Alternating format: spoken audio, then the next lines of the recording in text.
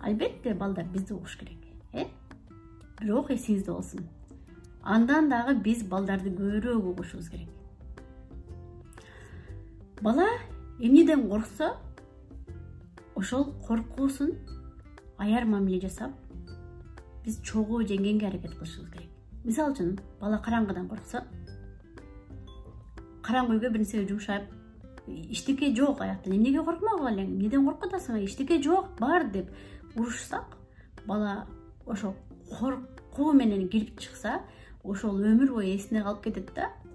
А биз чогуу кирип, бала менен жетелешип, мына иштеке жок, караңгыда светин эле түн, бул түн караңгылык, иштекеден коркпо деп чогуу кирип чыгышыбыз керек да, ошо бала коркууну жеңиш үчүн. Караңгыда биз балабыз менен чогуу жүрүшүбүз керек дайыма. Кайсы маалда коркусун жеңип калганын бала өзү сезбей калат да.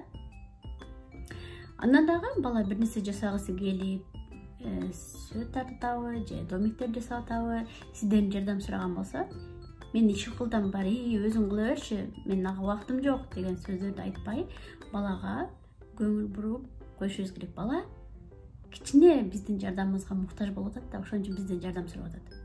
Анын жардамын биз эч качан четке какпашыбыз керек.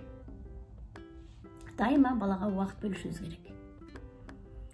Койчу деп четке кагып койсок, бул өзү кийин жардам сурагандан, өзүнүн муктаждыгынан уялып баштайт, өзү кылган ишинен уялып баштайт. Мага эч ким ишенбейт, булар мен менен иши жок, мен мындай керексиз эле иштерди кылып аткан окшоймун деген ойдо бала өзүн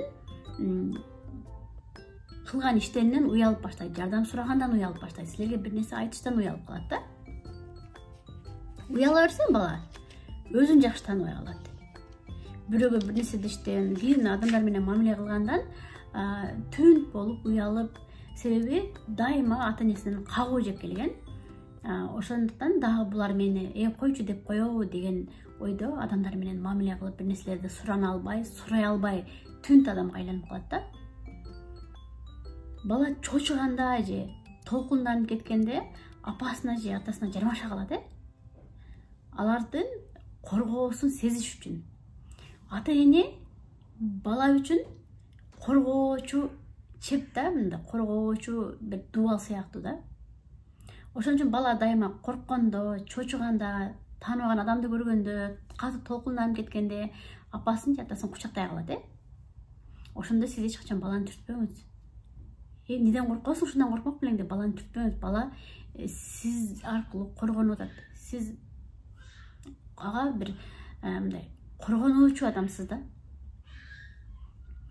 Баланы ишке ээрчитип барганыңызда, башка бир мейманга ээрчитип барганыңызга, мисалы, бутуна скотч жармаштырып алса, же колуна бир төгүп алса, бир нерсени.